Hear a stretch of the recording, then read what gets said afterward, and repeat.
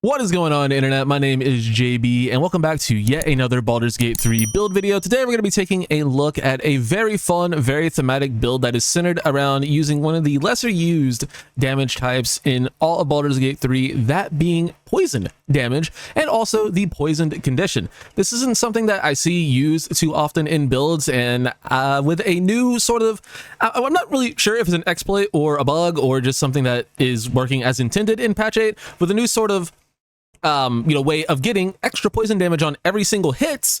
I thought it would be fun to make a build centered around said poison damage. So that being said, this is a really fun, really thematic build that has a lot going for it. You're going to be able to excel at melee fighting. You're going to even have a sharpshooter for range attacks, and you're going to have a little bit of spellcasting thrown in. So it is really a do-it-all fun build. And if you want the just quick version of it and don't want to see the specifics, you're going to want to take 5 levels of Gloom Stalker Ranger. That'll get you, of course, your extra attack, and Dread Ambusher for even 3 attacks in a turn. Just off of that, you're going to take 6 levels in Arcane Archer Fighter, which will get you 2 feats, as well as multiple uses of the arcane shots, which are quite nice. And then you're also going to want to take a level in Wizard, which of course will get you not only the spell sculpting to just learn spells from scrolls, but also will get you access to the Ray of Sickness level 1 spell. That is one of the main ways that we will have to inflict the poison condition.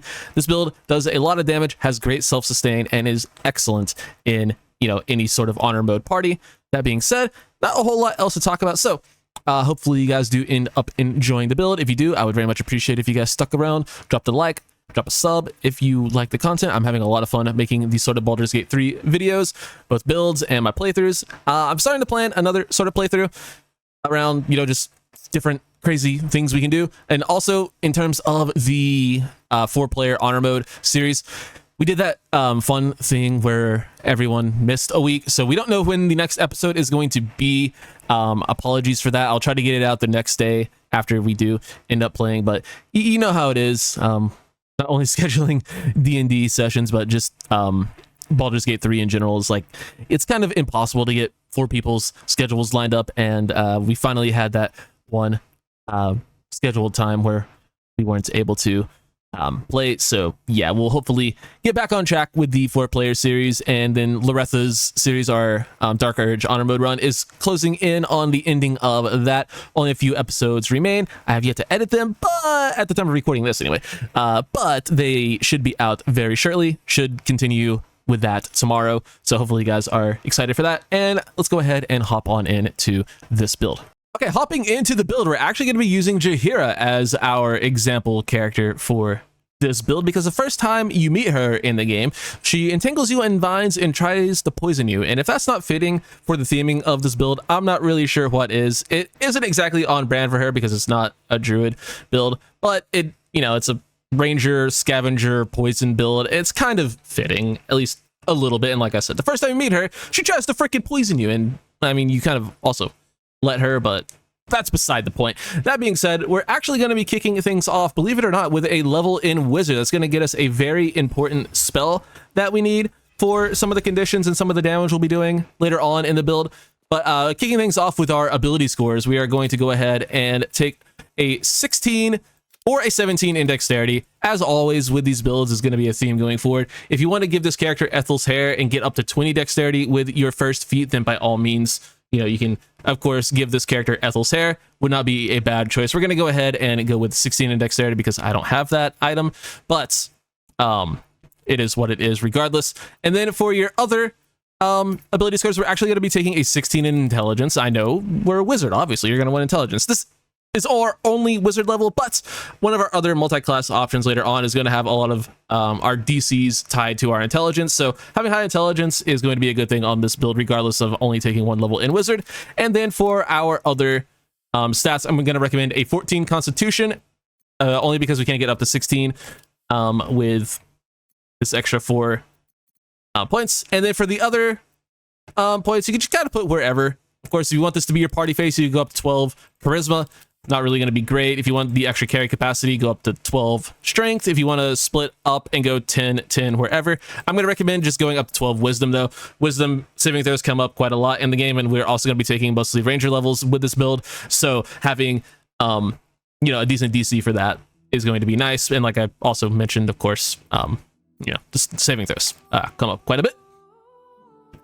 As far as your abilities, I'm not exactly sure, or your skills rather. I don't know what Jaheira's are as a baseline, but you can also obviously get stuff like sleight of hand from your background. Yeah, just pick whatever background works best for you. You can get a conversation skill. I would probably recommend getting sleight of hand just because it's always nice to have on a character, but you can actually get that another way, so maybe you don't. Just pick your favorite background. As for your wizard skills, just take insights, always nice to have, and it's mostly just to pick your favorite situation though. Might as well grab investigation, history, or arcana. I don't know, just pick your favorite, but insight's quite good. We get perception, I believe, from rangers, so we'll be able to get that another way. As for your spells though, don't want to forget all of that. That's the main reason we're here, is spells for a wizard. Jaheira has firebolt just from being a half elf, so we don't need to take that. We get access to booming blade, and might as well take it if you get access to it, right? Now, if you don't want to take booming blade because it's overused and overplayed, or you just don't like using that sort of stuff, then by all means pick your, other favorites. Just pick whatever you want, but you get access to booming blade. It's a lot of extra damage. I would just recommend taking booming blade. As for your other ones, poison spray is on theme for the build. We're a poison build. Might as well grab poison spray. It does not inflict the poisoned condition, unfortunately, but it is poison damage. And then for the other one, I would recommend either Mage Hand or Minor Illusion. Minor Illusion comes up more often, is a little bit more useful, so I would probably grab that. Light is also worth talking about, but we'll have another way of getting that later on. As for your spells, only one of them is mandatory to take, and that is going to be Ray of Sickness. Yes, the entire reason we took one level in Wizard is to take a terrible spell most of the time in Ray of Sickness, but it is one of the ways that we get to inflict the poison condition, which will help out later on, and it's also very just on theme, so we'll be taking that. There is also other ways of getting this. You can take a one level dip into Sorcerer, which will get you some fun stuff, but it will also throw off you also just get a whole lot of basically useless spells, since we're not going to have charisma on this build. And since we already are building in intelligence for one of our other multi-classes, wizard is just easier there. You can also take a level in Death Cleric, but I just did that. Death Cleric is probably actually the best way of doing it, but I just did a Death Cleric build. I didn't want to do another one. But yeah, we get Ray of Sickness, decent damage, 2d8s, and possibly poisons the target. We're here for the possibly poisons the target part. And then for your other spells, just pick your favorites, but Shield is always good. Magic Missile's great. Long Strider, Featherfall, Enhanced Sleep are all good if you don't have anyone else in your party casting those, so you can just grab them. If you want another access to poison damage, you can take Chromatic Orb, but you're probably not going to be casting that as much as you will be Ray of Sickness, because it doesn't actually inflict the poison condition either. So just pick your favorites. I'll just go ahead and grab Chromatic Orb, because why not? Just nice to have elemental damage should you need it. But yeah, you're a wizard, obviously you can find scrolls for all of these and learn them that way. So yeah, just pick whatever you want for level 1 for the Nautiloid and move on. At level 2, we are immediately going to be going away from a wizard, because we want to get multiple other feats with this character, and the best way of doing that is only taking one level in wizard. We got pretty much everything we need from it, so we're going to be hopping immediately into our next class, which is going to be Ranger. I'm a big fan of Rangers, one of my favorite classes to play in D&D, and we'll be taking levels in that here. As for your level 1 stuff, you get Favored Enemy. Studying the tactics and abilities of certain creatures has granted you a set of abilities that is useful in a variety of situations. The one I'm going to recommend you take here is Bounty Hunter. Bounty Hunter says that you gain proficiency in investigation if you didn't have that already. I don't remember if I took it at level 1, because that was 30 seconds ago. Am I supposed to remember that long? That's crazy talk, but I'm pretty sure I did actually. But you don't take investigation at level 1 wizard, just take it here. My bad if I did, I wasn't paying attention. Regardless, you gain proficiency in investigations, and creatures hit with ensnaring strike, either ranged or melee, have disadvantage on their saving throw, and that's just useful to have, so we'll be taking that. As for your natural explorer, years of traveling in the wild have made you particularly attuned to beasts or adept in surviving in certain environments. So you can take Beast Tamer if you want to get Find Familiar. If you want to get Wasteland Wanderer Poison, easy for me to say. You can gain resistance to poison, very on theme for the build, but otherwise not the best. There are more fire damage. There is more fire damage in the game, so if you want resistance to fire damage, you can get that there. Same thing with cold. Urban Tracker can give you sleight of hand proficiency if you want this to be your lockpicking character. So just pick your favorite. Whichever one you think is going to come up most often is probably fire damage if you want to get that, but I'm going to go with Urban Tracker just to get sleight of hand proficiency, because I, might as well just be able to pick locks when that comes up. As for your proficiencies that you get at this level, you get to pick one more, and I would honestly keep that the same. Just recommend perception. Perception is one of the most important skills in the game. It comes up quite a bit out of combat, so we'll take that with our skill there. At ranger level 2, we get some spell slots and a fighting style. For our fighting style, we're going to go with 2-weapon fighting. We'll be able to get archery fighting style a little bit later, so we don't need to worry about that now. You're going to go through the early game as a 2-weapon fighter. And then for your spells, you're going to want to make sure you grab Hunter's Mark here. We're going to be concentrating on Hunter's Mark pretty much the entire game with this build, so you're going to want to make sure you get it as soon as possible. So take Hunter's Mark here. And then for your other spell, pick your favorite. If you didn't take Long Strider from your wizard levels, or you don't have anyone else in your party casting, you can take it here. Same thing with Enhanced Leap. But we did get the ability to impose disadvantage on saving throws for Ensnaring Strike, so we might as well go ahead and take that. It is quite nice to have. And then at Ranger level 3, we get our subclass, which, as much as I would like to take Hunter, because both Colossus Slayer and Hordebreaker are a ton of fun on this build, they just don't quite stack up damage-wise to Gloom Stalker. It's just probably my favorite subclass in the game. I love Rangers. I love Gloom Stalker Ranger specifically. It's so fun. It does so much damage, and it's just great, and we're going to be taking it here. The subclass features read emerging like a horrible gift from the envelope of darkness and shadow. You ambush and put down your foes before they can even scream. That's just such cool flavor text. You get the Dread Ambusher, which is the main thing for getting here. You specialize in taking out your foes swiftly and ruthlessly, and if that isn't on a theme for a poison build, I don't know what is. You get a +3 bonus to initiative, which is nice. Means you potentially don't need to take alert on this build, which is always nice to not be forced to take that feat, so that's a good thing to have. And then you also, on the first turn of combat, your movement speed increases by 10 feet, and you can make an extra attack that deals an additional 1d8 damage.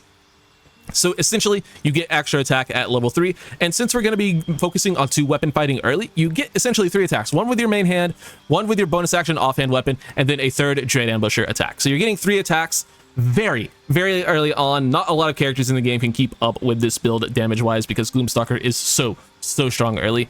You also get superior dark vision. You can see in the dark up to 80 feet. One of these days I'll be able to talk and speak and like formulate words and sentences, but today is not that day, clearly. We also get a couple of class actions: Dread Ambusher Hide. Hide from enemies by succeeding stealth checks. Stick to the dark and avoid enemy sightlines. Attacking or casting the spell will reveal your location. You can hide as a bonus action.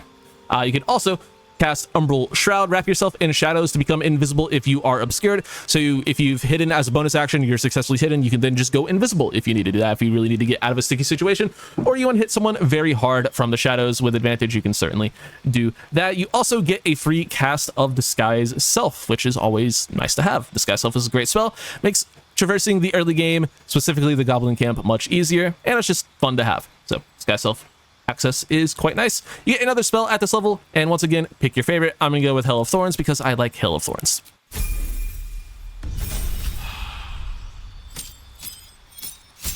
At Ranger level 4, we will be getting access to our first feat, as well as a couple of more spell slots. We get level 2 spell slots here, which is nice for wizard shenanigans. You can, of course, learn level 2 spells from a scroll. You'll only get 6 spell slots total on this build, so you won't have a ton of access to spells, but you can learn all of them because wizard. Now, that being said, we do get a feat at this level, and I would recommend just bumping your dexterity up at this point in the game to 18, or if you have Ethel's Hair at this point, of course, 20. So that is quite nice. And then at Ranger level 5, we gain extra attack, which is cool because it's extra attack. We can now do upwards of, 4 attacks per turn. So your main head attack, your secondary extra attack, main head attack, offhand bonus, and then Dread Ambusher, 4 attacks in a turn at level 6. That's pretty insane. You also get Misty Step as a domain spell, or I guess just a class spell. You just learned that from being a Gloom Stalker, and you get an access to a level 2 spell as well. None of these are too great. Bark Skin is kind of bad. We're gonna have IRDC with just armor. Dark Vision is pretty useless. We already have that. Lesser Restoration, pretty mediocre as well. You probably have a cleric in your party. If you have someone in your party that is can cast greater invisibility on you, and you want to do those sort of shenanigans with passive without trace, you certainly can. Protection from poison is on theme but bad. So you're really choosing between silence and spike growth. Silence is okay, but you probably have a cleric in your party and don't need it. So I would recommend just going with spike growth. You shape a piece of ground into hard spikes. Movement is halved, and a creature walking on the spikes takes 2 to 8 piercing damage for every 5 feet it moves. This is a very good spell to lock down certain areas and can really put a hurting on some enemies if you put it in the right spot. So yeah, we're going to go ahead and take spike growth there. It is another concentration option to, you know, have to fight with Hunter's Mark, but, you know, if you need to drop down a big AoE, you can drop down a big AoE. At the next level, though, at character level 7, we will not be taking another level in Ranger. Instead, we will be jumping over to take our first level in Fighter, which gets us Second Wind, which is just a bonus action heal. Pretty good. And another fighting style, which will allow us to take Archery. If you don't want to really deal with any Archer shenanigans, then I would recommend just probably leveling up as... either take levels in Rogue or just continue leveling up in Ranger if you don't want to do Archer stuff. You can also just take like Barbarian or, I don't know, Swords Bard or something, or just go into Wizard. But yeah, if you're going to take fighter levels, which I recommend, obviously, for the theming of this build, then you're going to want to take Archery fighting style here. But defense fighting style is also good, so I just wanted to point that out. Like, you don't have to, but for the build that we're making, you probably have to. At fighter level 2, we get Action Surge, which allows us to take an extra action. So that's what, 6 attacks per turn. 2 attacks with our main hand, 1 attack with our offhand. So there's 3. Dread Ambusher is 4. Action Surge is another 2 attacks. So there's 6 attacks in a turn. At level 8. Pretty good. It's pretty good. That's not to count, you know, whether or not you have someone else casting haste on you. You do a lot of damage, a lot of attacks with this character very quickly. At character level, or fighter level 3 rather, character level, what? 6, 9, character level 9, you get your fighter subclass, and we will of course be taking Arcane Archer. This gives us a cantrip, and you can annoy people and take True Strike, which is kind of what I want to do, but there is actually quite a few significant uses for light on this build, and it is obviously the far better choice. You probably have someone else in your party casting guidance, so you don't need to take it, but if for whatever reason you don't have guidance in your party, then guidance is better. True Strike is a meme, but light does have some uses for this build, so we'll take that.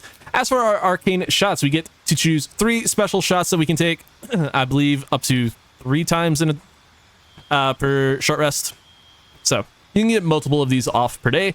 There is one of these that is non-negotiable, and that is going to be Grasping Arrow, because it fits the poison theme. Deal an additional 2 to 12 poison damage. The affected entity's movement speed is reduced by 10 feet, and it will take 2 to 12 slashing damage when it moves. Highly recommend you take that one because it's on theme, like I mentioned. And then for the other one, pick your favorites. Banishing Arrow is okay. Beguiling Arrow is fine.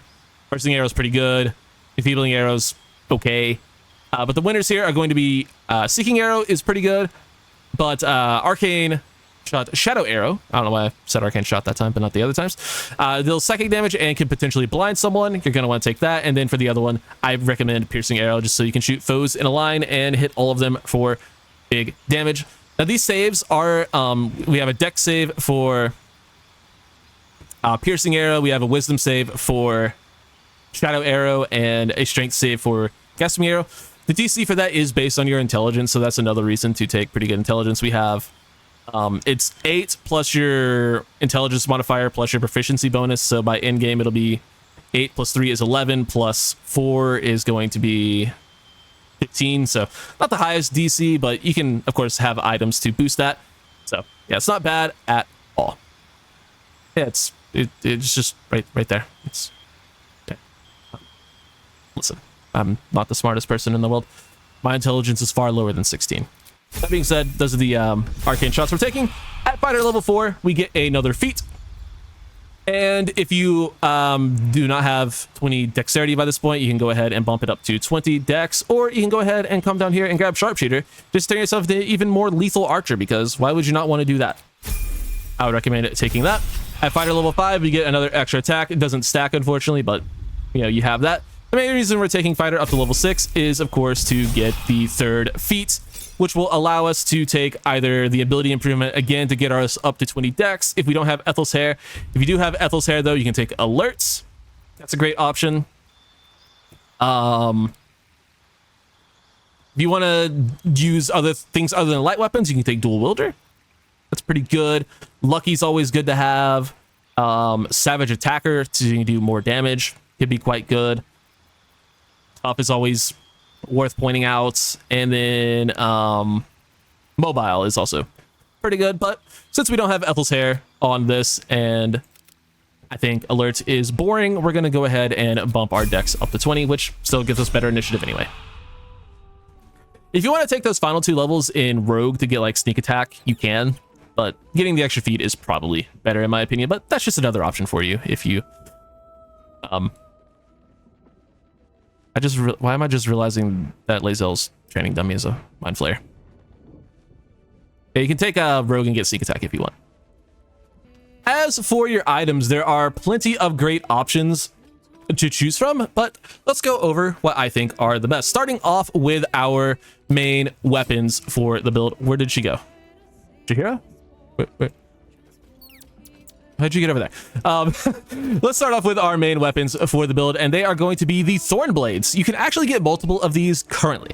Now, this could get patched out, this could be a bug, but you get these from Dammon and Last Light Inn, and for whatever reason, currently in the game, they are refreshing upon a long rest, so like you said, you can buy multiple of them. What this does, though, it says, while concentrating your melee weapon deals an additional 1 to 4 poison damage, and you also get a free cast of Ensnaring Strike. Now, like I said, this could be a bug. They could patch it out so you're not getting multiple of these. So there are plenty of great options for your offhand weapon. But if you do want to just use multiple of them, you can. That's pretty cool.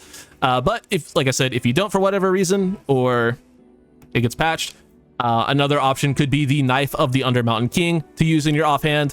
Reduce the number you need to roll a critical hit by 1 while attacking. This effect can stack, and when you roll 2 damage or less, reroll the dice, taking the higher results. And then you also have advantage on lightly or heavily obscured targets when using this blade. It doesn't work on your main head, it's only for that one, but that will probably get you through the early game. You'll definitely be using the Knife of the Undermountain King quite a lot because you get it pretty early on in the Creche. So yeah, but before you get either of those, just use whatever light weapons you can come across. The Speedy Reply is pretty decent early, and any +1 scimitar or rapier you can get from Dammon or anyone you find, and yeah, of course, use those.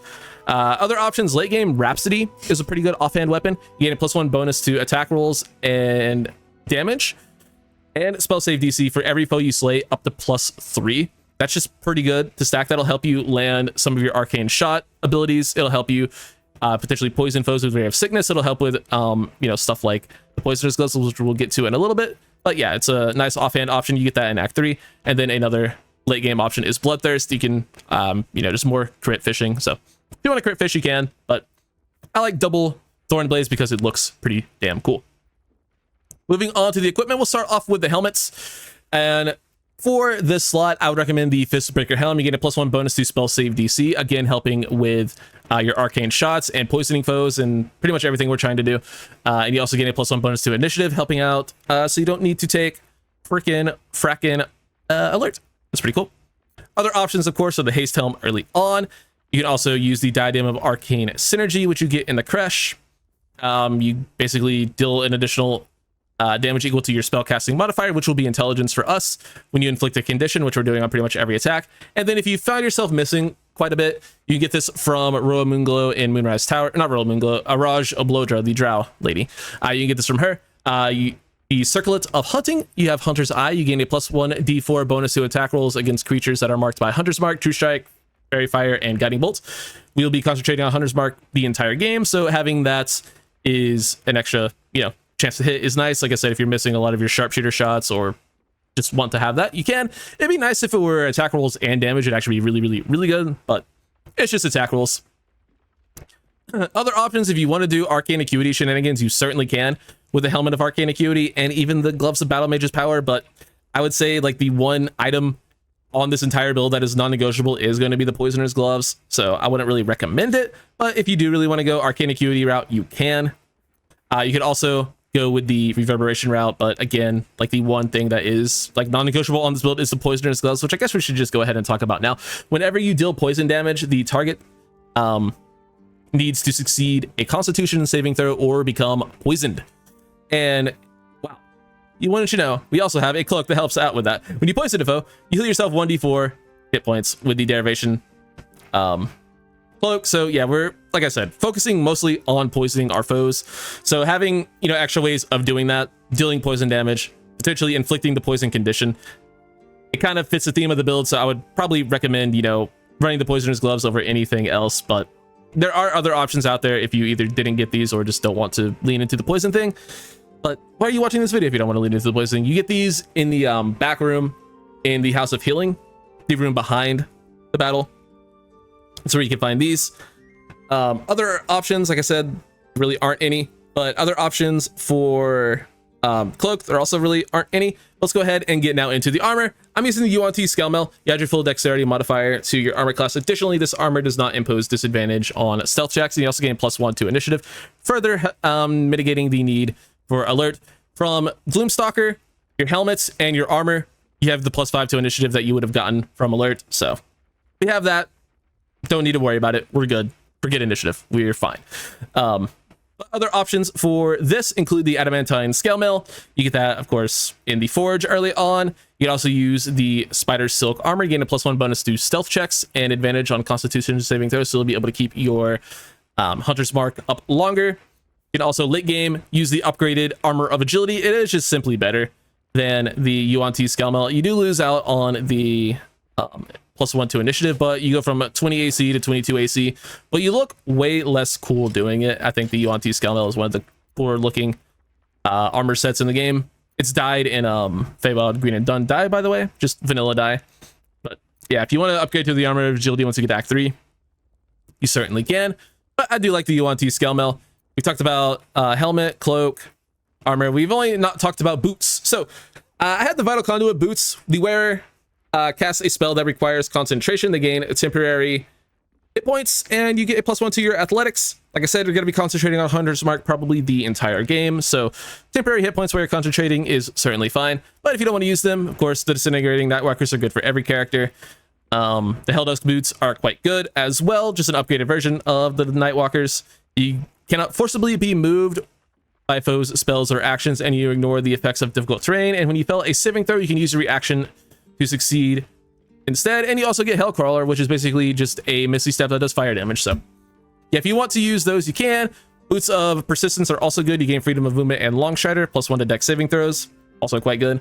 But you know, you're concentrating, might as well get some temporary hit points. And then, like I said, you could also use the Boots of Stormy Clamor. If you want to just use the Boots of Stormy Clamor in both of these rings, you can do that, I guess. But yeah, like I said, the gloves are kind of like the only non-negotiable part of this build. Moving on to the jewelry. For our amulet slot, we have the Brood Mother's Revenge. Whenever the wearer is healed, their weapon becomes coated in a magic and deals an additional 1 to 6 poison damage. And to activate that, we have the Ring of Regeneration at the beginning of your turn. The ring activates and heals you 1 to 4 hit points. So you're basically doing an extra 2 to 10 damage on every single one of your hits, as long as you're concentrating on Hunter's Mark and have the Ring of Regeneration and the Brood Mother's Revenge both active, both on yourself. Both equipped. That's what I'm looking for. So you're just doing a ton of extra poison damage on every single hit. It's pretty good. And then finally, we have the Poisoner's Ring, which allows us to cast Virulent Venom. Point your finger at a target to make it vulnerable to poison damage unless it is immune to poison damage. So how this works is, if you have a character that is just neutral to poison damage, they of course become vulnerable. If they have resistant, they become neutral. And then characters that are immune to poison damage just straight up ignore this. So how it works basically is you point at the character. They have a Constitution saving throw. You can choose up to 3 targets, or you can use the same target 3 times, and then they have to save or become vulnerable to poison. But they have to pass the save first before they become vulnerable, or fail to save first before they... There's like a turn of lag in between. You can only use this once a day. It's not incredible, but it is, of course, very on theme for the build.